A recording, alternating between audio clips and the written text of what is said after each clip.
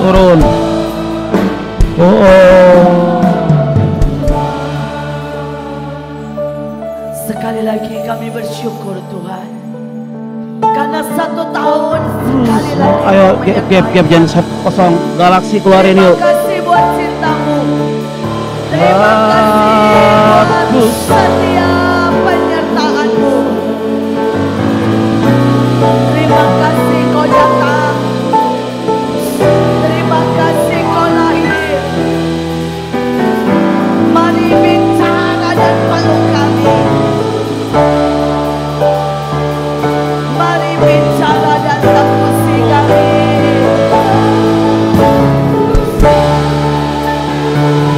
Terima kasih Tuhan.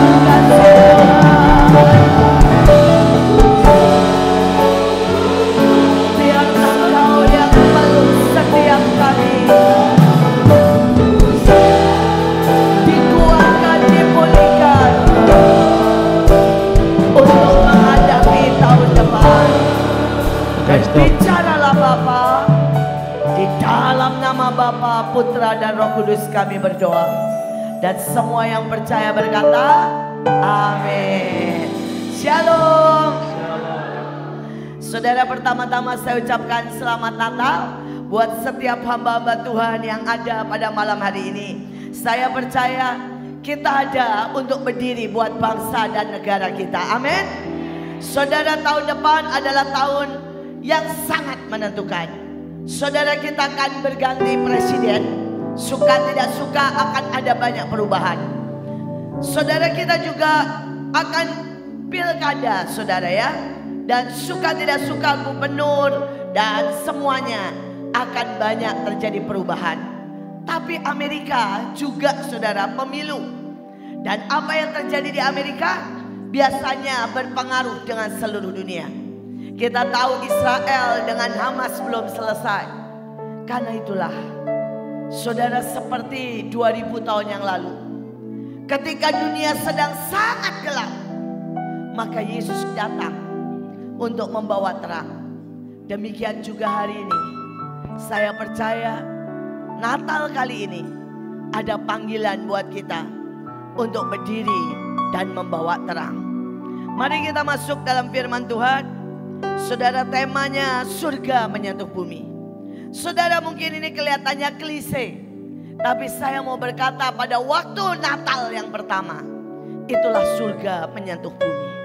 Tiba-tiba yang dari surga, malaikat, sukacita, keselamatan, mujizat, semuanya diturunkan ke bumi.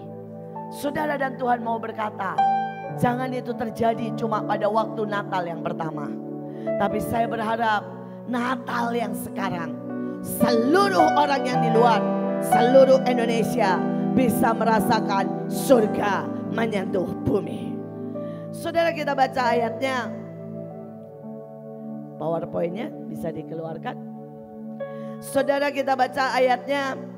Mazmur 106 ayat 23. Maka ia mengatakan hendak memusnahkan mereka. Kalau Musa orang pilihannya tidak menengahi di hadapannya untuk menyurutkan amarahnya. Saudara, dari The Passion ayatnya berkata begini. Tetapi Musa berdiri di antara Tuhan dan rakyat dan bersyafaat bagi mereka untuk meredakan amarahnya. Bis berkata Musa menjadi penengah mereka. Saudara, Natal adalah membawa damai. Dan ada sebuah panggilan buat kita menjadi penengah, saudara. Berdiri di antara. Mungkin saudara ada mertua saudara ya yang marah-marah. Dan istri. Nah, jangan sampai kita milih salah satu. Dan kemudian jadi berantem tambah besar. Maka namanya Natal tidak membawa pendamaian, saudara. Tapi saya berharap kita semua bisa berdiri di tengah. Mungkin kita bisa peluk istri dan berkata, biar Natal kita membawa penghiburan buat mama. Maafkan mama ya yang. Tapi kemudian saudara kita peluk mama dan berkata, mama yang selama ini berkorban buat saya. korban dikit lagi ya mah, supaya ada damai di antara kita. Maka ujungnya saudara menjadi penengah. Amin. Nah, harusnya gereja satu sama yang lain. Saudara tidak tahu di luar gereja mungkin ada yang ribut, tapi saya berdoa semua yang ada di sini kita dipanggil jadi penengah. Amin. Saudara mungkin di luar ada yang memaki-maki saudara. Saudara pemerintah, satu memaki Jokowi, satu memaki saudara ya mungkin yang lain. Saudara, tetapi saya mau berkata, kita sekali lagi tidak dipanggil untuk menjadi orang yang ikut memaki, tapi kita dipanggil untuk menjadi penengah. Amin. Saudara, saya membaca ini prediksi dari WHO. Saudara bisa bayangkan, ini bukan prediksi daripada ramalan, tapi dari WHO. Dibilang tahun 2024 saudara populasi dunia akan berkurang 15-20%. Dan mereka berkata itu disebabkan saudara yang pertama karena pandemik, karena penyakit akan datang lagi. Dan saudara tahu COVID sudah mulai merebak di Singapura, saudara sudah mulai merebak di Malaysia. Saudara, dan kemudian mereka berkata akan ada cuaca ekstrim yang membuat hasil panen sangat sedikit.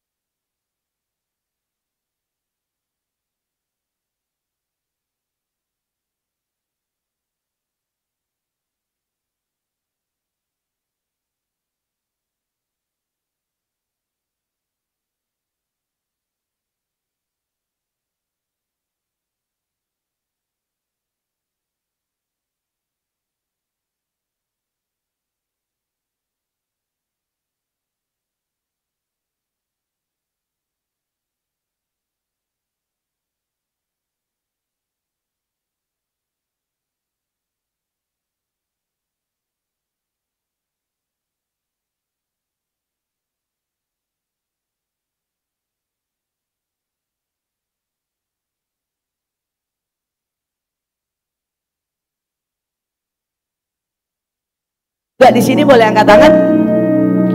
Nah, kita lihat saudara, tahun lalu cuma sampai di sini. Tiba-tiba tahun ini sudah menjadi 2 kali lipat. Amin. Ini tanda berkat Tuhan. Kita berikan tepuk tangan yang luar biasa. Mungkin tahun depan, mungkin ya, saudara jadi ke sini 2 kali lipat lagi, saudara ya. Saudara mungkin ya. Saudara, sekali lagi yang saya mau katakan adalah kita melihat Tuhan tidak pernah berhenti bekerja, bahkan di tengah kegoncangan. Saudara, ayatnya berkata aku akan menggoncangkan langit dan bumi. Jadi suka tidak suka tahun depan akan ada kegoncangan. Tapi saya berharap kegoncangan itu tidak menggoncangkan kita. Kata kita punya perjanjian saudara, kita berdiri pada fondasi yang tidak tergoncangkan, yaitu Yesus Kristus Tuhan. Karena itu saya pakai saudara ya, saudara, Rock Covenant, perjanjian batu karang. Saudara, saya mau berkata, saya mau ingatkan semuanya, kita berdiri pada batu karang yang Yesus Kristus Tuhan. Dan apapun tidak akan membawa kita hancur, tapi justru akan membawa berkat Tuhan melimpah dengan luar biasa. Saya percaya, saudara, ada banyak hal yang saya dengar, dan saya hari ini mau menyaksikan beberapa. Saya ketemu dengan seorang teman saya, anak Tuhan yang luar biasa, saudara, dan dia kena kanker. Dan pada waktu dia kena kanker, saudara, perusahaan sedang mengalami pandemik dan mengalami kerugian. Jadi sekalian dia di PHK. Tapi perusahaan bilang semua biaya kanker kami tanggung. Kemudian kamu kasih pesangon, tapi setelah itu kamu berhenti saja. Saudara, usianya sudah 52. Jadi dia berpikir dia juga susah lah untuk dapat pekerjaan baru. Tapi sekali lagi anak Tuhan itu tetap tinggal dalam kerajaan yang tidak tergoncangkan. Saudara, dan dia kumpulkan anak-anaknya. Saudara, dia bilang sama anak-anaknya, kalian ini tidak pernah kumpul sama mama, semua sibuk. Dan mama bangga kalau kalian itu semua kerja cari uang. Tapi karena dokter bilang usia mama tidak lama lagi, jadi mama minta sekarang setiap minggu 1 kali kita kumpul dan menyembah Tuhan. Saudara, anaknya bilang ya, karena ini impian mama terakhir. Saudara, singkat cerita, anaknya mulai kumpul setiap hari, saudara ya. Sabtu kumpul semua nyembah Tuhan. Saudara, dan mamanya bilang lagi, mama tidak minta umur panjang, mama tidak minta sembuh, tapi mama minta kehendak Tuhan dinyatakan atas keluarga kita. Kalau kita kumpul, mama tidak mau kita nangis-nangis, sedih dan minta disembuhkan. Tapi mama minta kamu bersyukur dan mengucap syukur, dan kamu bersuka cita menikmati kebersamaan kita. Saudara, jadi setiap Sabtu bersuka cita, bersyukur. Mereka makan bareng, kadang-kadang jalan yang dekat, saudara. Saudara, dan Tuhan membuat keajaiban. Saudara, tiba-tiba kankernya itu mengecil, sembuh total.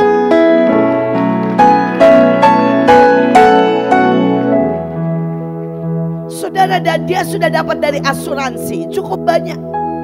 Saudara, dan asuransi sudah langsung memberikan, tidak saudara ya, asuransinya tidak minta, pokoknya nggak tahulah sistemnya bagaimana, pokoknya sudah langsung dikasih sama BPJS dan sebagainya. Saudara, dan ternyata tidak usah dipakai karena dokter bilang sudah oke. Bahkan dia tidak perlu kemo, tidak perlu macam-macam. Saudara, dan keluarga akhirnya memutuskan uang itu dipakai, saudara, untuk penginjilan. Mereka bikin acara, saudara ya, pergi ke panti asuhan, pergi ke panti jompo dan memberkati. Saudara, setelah uang yang harusnya buat saudara berobat habis, maka mamanya bilang, sekarang kita akan tanya apa yang Tuhan mau. Dan baru dia nanya di telepon, diminta kerja di sebuah perusahaan lain, bahkan perusahaan asing, saudara, dengan gaji 2 kali lipat. Dan dia bilang Tuhan merubah apapun yang negatif menjadi berkat yang luar biasa. Saudara, yang lebih ajaib lagi, ternyata perusahaan asing ini bosnya cuma, saudara ya, sebulan datang kemudian pergi 6 bulan. Saudara, karena itu dia mencari orang yang bisa dipercaya, dan bosnya mempercayakan dia. Saudara, dan bosnya bilang saya kasih semua fasilitas. Saudara, bahkan dia terus dipercaya ini dan itu dan ini dan itu, sampai berkatnya berkelimpahan. Dan dia berkata, Tuhan itu sungguh tidak berutang. Dia bilang uang dari BPJS yang harusnya buat berobat kanker, dia sebar buat memberkati, saudara ya, panti asuhan, rumah jompo. Saudara, dan mau tahu, dia bilang Tuhan itu tidak berutang. Dalam setahun Tuhan lipatkan jadi 10 kali lipat.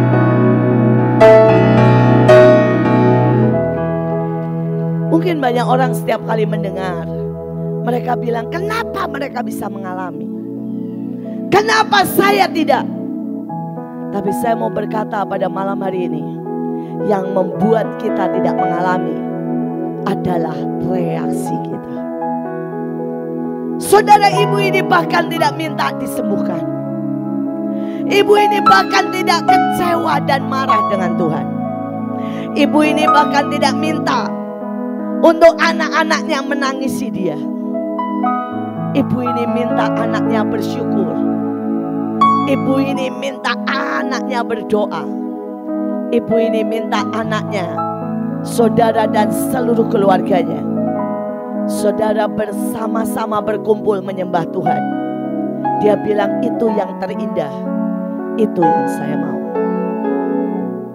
Saudara, dia berkata kepada semua kantor dan semuanya.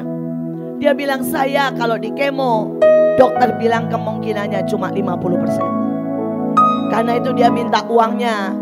Dia bilang, saya tidak mau pakai uangnya buat saudara buat kemo. Dia alasannya mau pengobatan alternatif. Tapi sebenarnya uangnya tidak pernah dia kasih buat berobat, tapi untuk melayani Tuhan.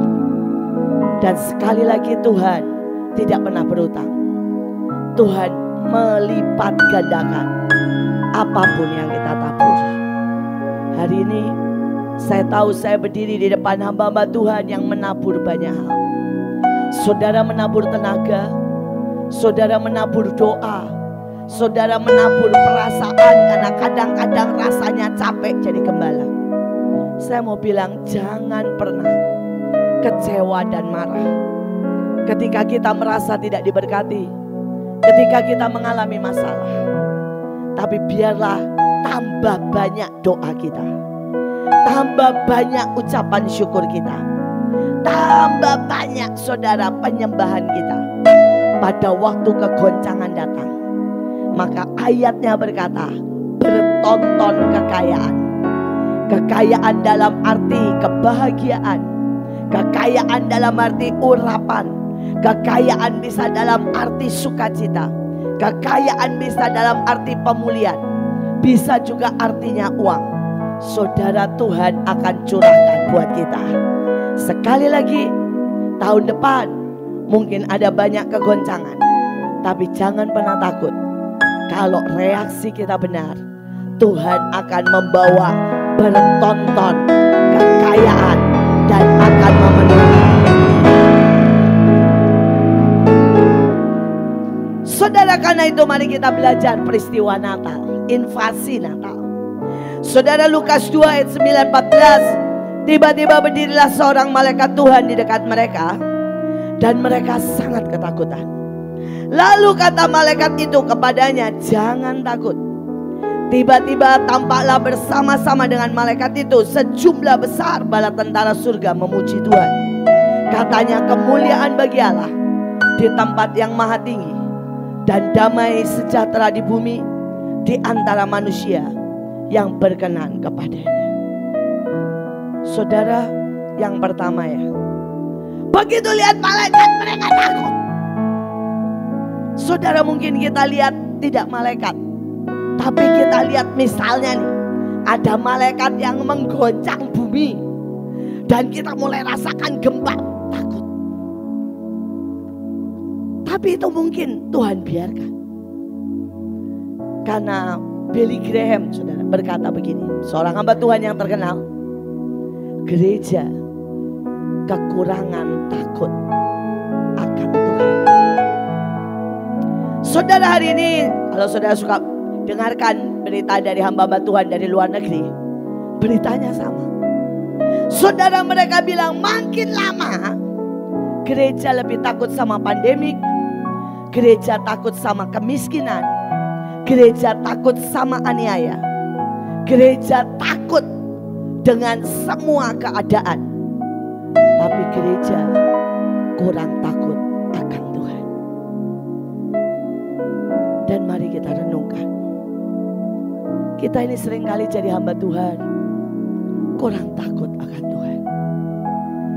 Kita lebih takut kalau kita tidak ada uang. Seringkali kita lebih takut kalau jemaat kita berkurang.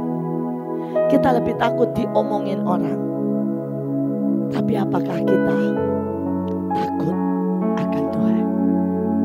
Kalau Tuhan bangunkan kita malam hari, apakah kita masih sungguh-sungguh berdoa dan bilang, Tuhan, aku rindu kalau Engkau datang jam berapapun, Engkau mendapati aku setia. Atau kita kalau dibangunin Tuhan, Tuhan ngantuk, tidur lagi. Saudara, kadang-kadang kita hamba Tuhan, mungkin kalau mepet di uangnya, kita pakai dulu buat yang lain. Dan kita ngomongnya, Tuhan mengertilah. Kita nggak ngasih perpuluhan, Tuhan mengerti. Saudara, bukankah ini tandanya kita tidak takut akan Tuhan? Saudara, kadang-kadang kita hamba Tuhan, kita marah, ngomel. Bahkan saudara mungkin ada yang saudara tidak bicara sama istrinya tapi tetap khotbah. Karena kita berpikir yang penting orang melihat kita semua baik-baik. Sekali lagi, kita seringkali tidak takut akan Tuhan, tapi kita takut akan pendapat manusia. Saudara, ada kejadian lucu yang membuat saya malu sebenarnya. Saudara, saya ini sekalian ngaku dosa ya. Kalau saya habis pelayanan, habis kerja, habis apapun, maka hobi saya adalah pulang, mandi, saudara, menyalakan Netflix, nonton film, dan makan di kasur, saudara. Itu hobi saya, saudara. Setelah nanti 1 jam 2 jam, saudara, baru saya mengerjakan lagi yang lain. Tapi kalau saya pokoknya sibuk, maka saya selalu ambil 1 jam 2 jam buat nonton, saudara, buat refreshing. Nah, persoalannya saya punya pembantu itu luar biasa, saudara. Saudara, pembantu saya itu 24 jam masangnya khotbah dan pujian, saudara. Pembantu saya tidak masang lagu yang lain, tidak masang yang lain, masangnya khotbah dan pujian. Saudara, di rumah saya ada tukang yang lagi beresin rumah, dia pasang khotbah tuh rame-ramenya, dan dia bilang begini, biarin ya Bu, biar bertobat. Nah, saudara, dia itu kalau saya datang, dia sudah tahu saya akan mandi. Dia biarkan saya 5 menit, kurang lebih ya. Nanti dia akan masuk kamar, bawain saya camilan dan bawain saya minum, saudara. Ya, saudara, kalau dia buka pintu kamar ya, jeglek. Ini TV, saudara, yang isinya dulu Netflix, drama Korea, langsung saya ganti khotbah, saudara. Langsung otomatis loh tangan saya, saudara, mengganti khotbah, saudara. Nanti jadi kalau mbak saya masuk, dia lihatnya gini, ibu lagi nonton apa? Oh, nonton khotbah. Terus dia bilang, itu bagus ya Bu, nanti saya ikut nonton. Iya, itu bagus. Dia keluar, saya ganti lagi Netflix lagi, saudara. Dan saya tidak merasa bersalah. Saya merasa baik-baik saja. Sampai tiba-tiba ada orang bilang begini, seringkali kita itu sangat takut pendapat manusia, sampai kita begitu munafik, tapi kita tidak pernah takut pendapat Tuhan.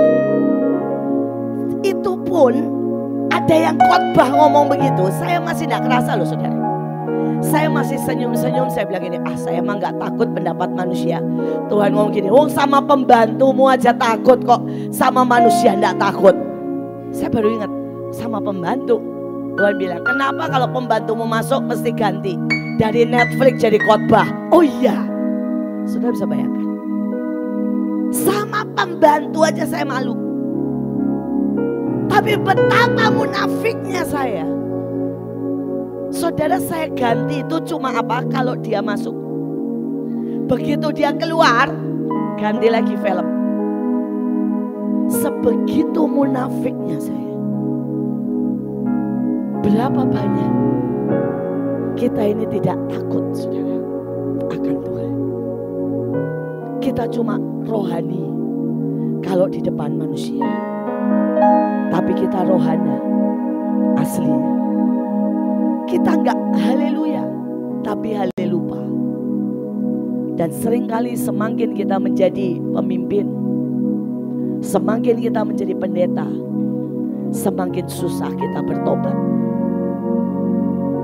Hari itu ada seorang hamba Tuhan bersaksi, Saudara, dia buat seminar buat hamba-hamba Tuhan. Dia panggil hamba Tuhan dari luar negeri.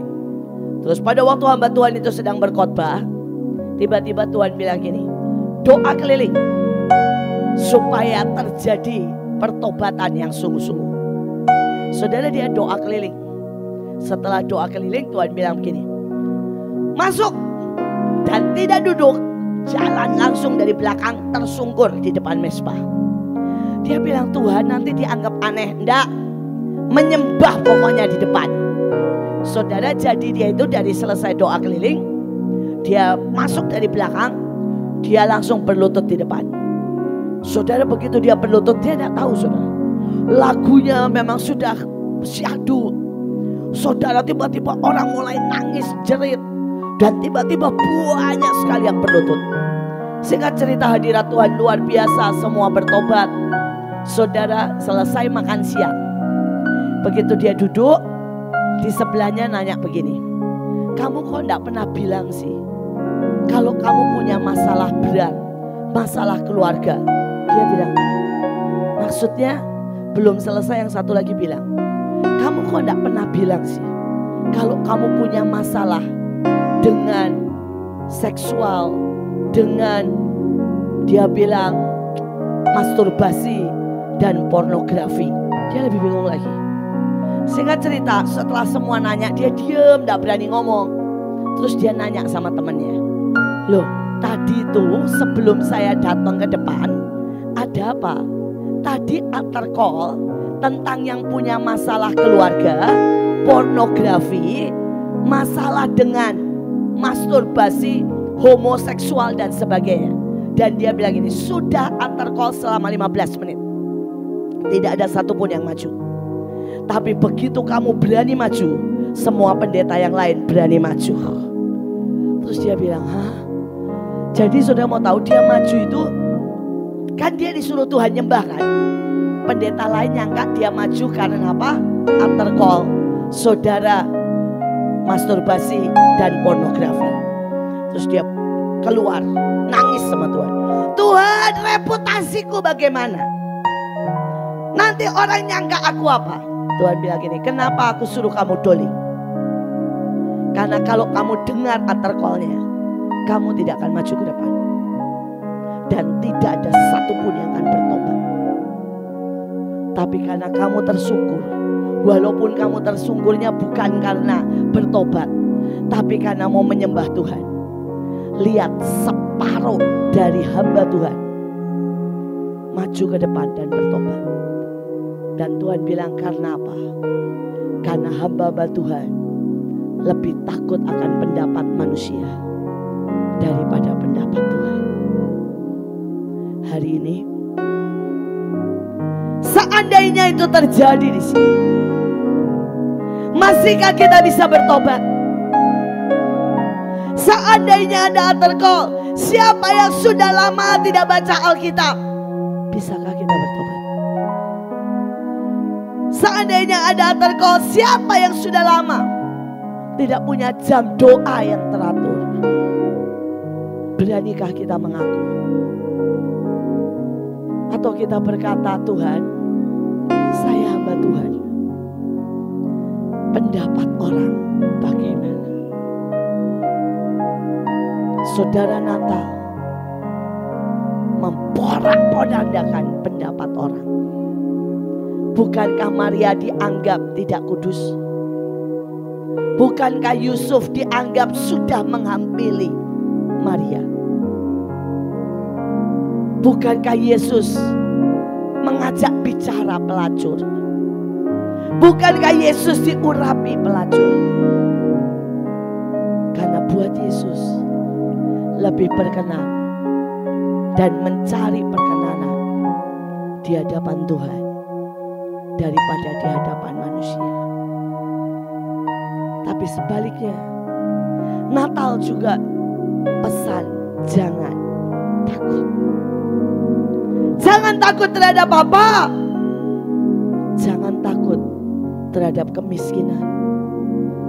Jangan takut terhadap kegoncangan. Jangan takut terhadap aniaya. Jangan takut. Beberapa hamba Tuhan berkata, kalau aniaya terjadi lagi, kemungkinan gereja mungkin tinggal, mereka tidak berkata tinggal 10%. Gereja mungkin tinggal 1% yang bertahan. Karena gereja akhir zaman, ini kata hamba Tuhan lain, bukan kata saya, mengejar entertain, mengejar kenyamanan, kemakmuran, berkat. Apakah benar? Pada waktu pandemik apapun alasannya, saudara itu belum pistol loh. Bukankah gereja tutup?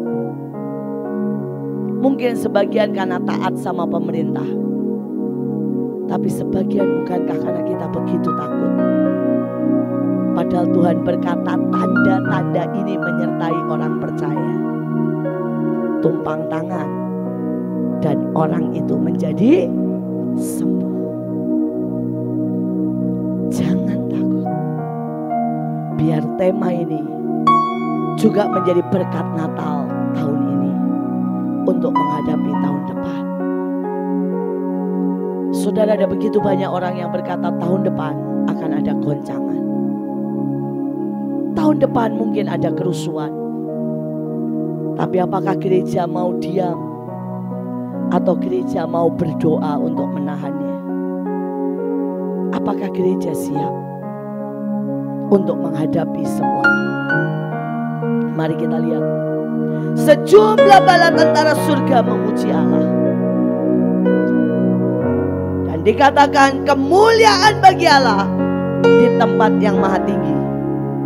Dan damai sejahtera di bumi di antara manusia yang berkenan kepadanya. Saudara, saya tahu artinya damai sejahtera. Saudara, damai sejahtera itu banyak orang berpikir pada waktu kita dapat uang, pada waktu kita mengalami, saudara ya, berkat, kenaikan pangkat.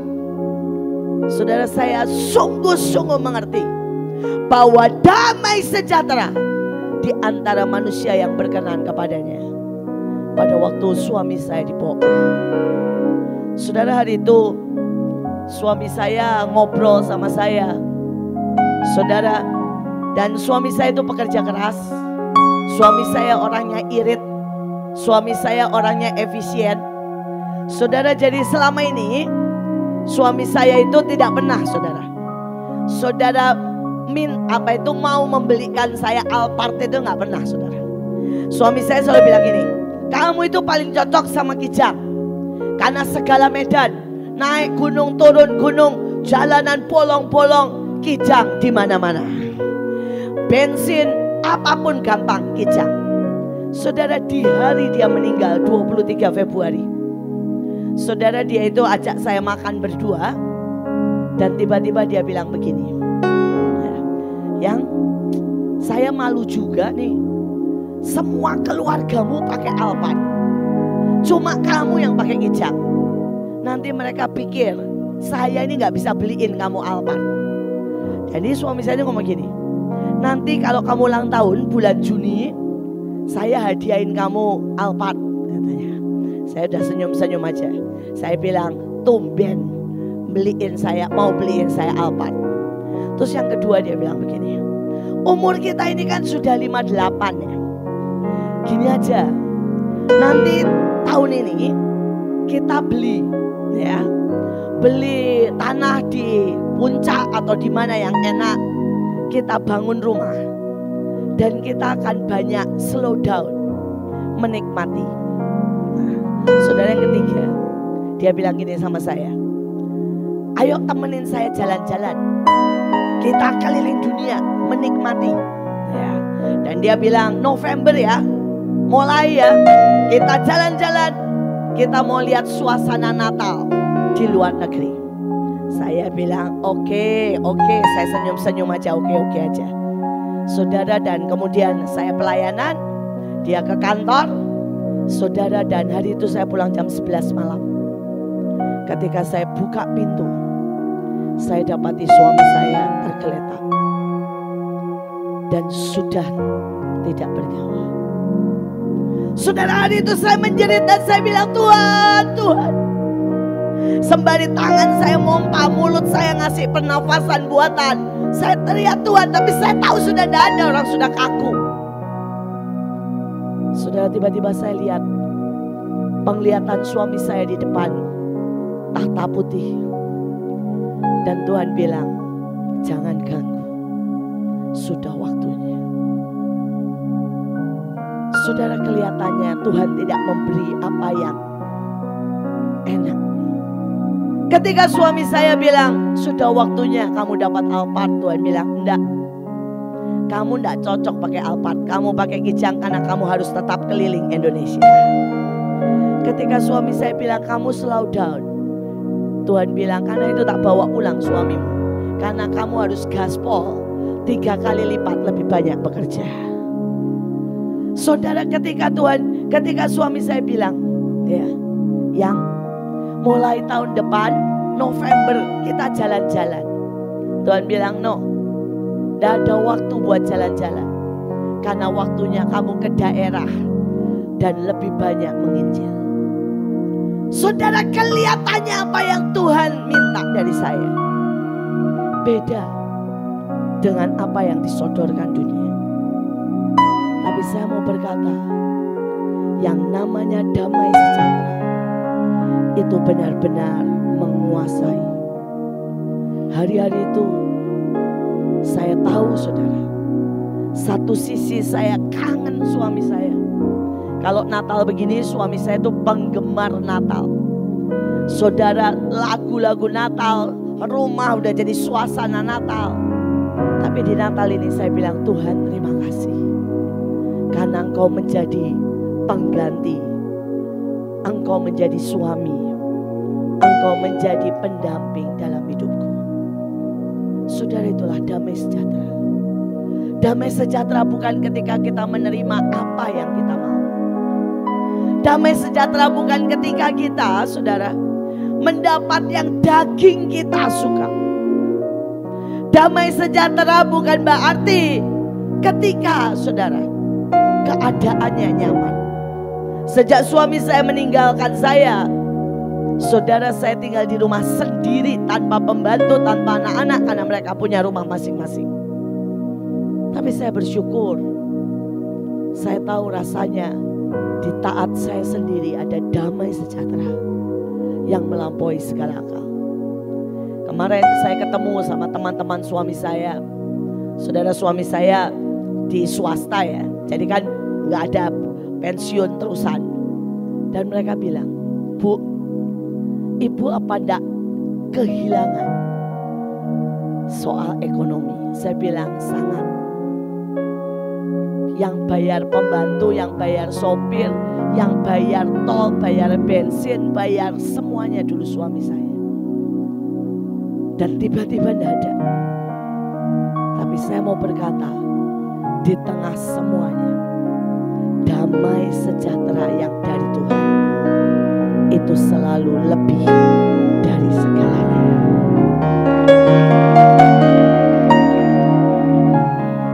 Dia Tuhan yang tetap pegang kendali. Dia Tuhan yang akan bawa kita sampai kita melihat kemuliaan Tuhan. Amin. Karena itu apapun yang terjadi tahun depan, biarlah ada damai sejahtera yang melampaui segala akal. Maka saudara akan tahu apa yang harus dilakukan. Saudara akan mendapat jaminan unlimited provision. Saudara akan melihat kemuliaan dengan cara yang kita tidak pernah duga. Sampai hari ini, dari sejak tanggal 23, saudara, suami saya dibawa pulang sampai hari ini. Setiap hari saya melihat mujizat.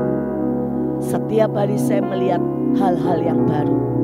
Setiap hari saya melihat kasih setia Tuhan. Saudara, mari kita teruskan satu lagi. Terakhir, Hagai 2 ayat 9. Bait ini akan berakhir jauh lebih baik daripada awalnya. Memulai dengan mulia, tapi akan mengakhiri jauh lebih mulia. Ini tempat aku akan membagikan keutuhan dan kekudusan. Demikianlah ketetapan Tuhan, bala tentara para malaikat. Saudara, saya mau berkata ini rencana Tuhan. Inilah surga menyentuh bumi. Saudara, ketika saudara merayakan Natal, memulai dengan Tuhan, karena ini kelahiran. Tapi ingat, masih ada puncaknya, yaitu apa? Paskah. Saudara, dan tahun depan kita masih punya pekerjaan besar. Sampai lawatan yang terbesar akan menyertai bumi. Amin. Saudara, jangan cuma bisa mulai dengan semangat. Ya, kalau Natal itu semua semangat, saudara. Tapi gawatnya Natal itu rata-rata semangat karena liburan. Terus dapat hadiah. Terus saudara dapat THR, saudara ya. Padahal Natal itu awal. Sesudah itu ada lawatan. Karena Yesus mulai jalan, mengabarkan Injil, menyembuhkan orang sakit. Dan itu yang Tuhan mau. Dan Tuhan mau berkata, sampai puncak, bahkan sampai dia mati di atas kayu salib. Memulai dengan mulia, tapi mengakhiri jauh lebih mulia.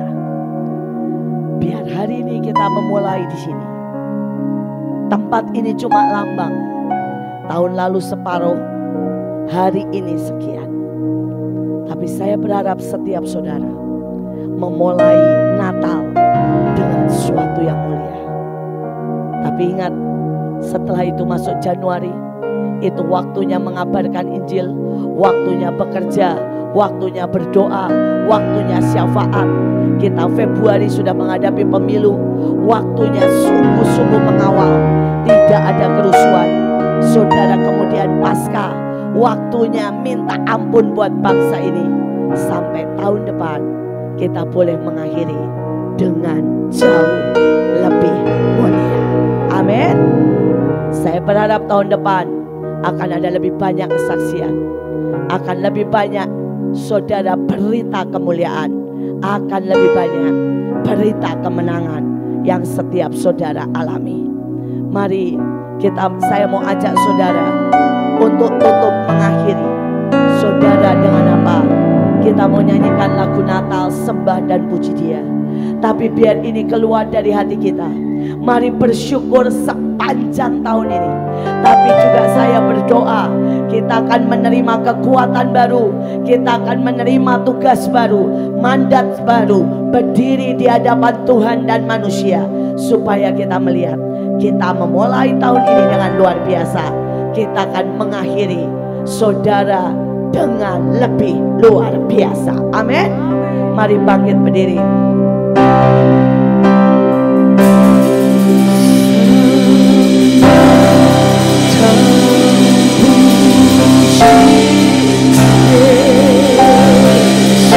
Inilah saatnya kami memberikan penyembahan.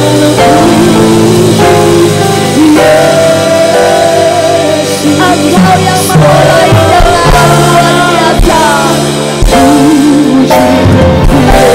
Kami mau melihat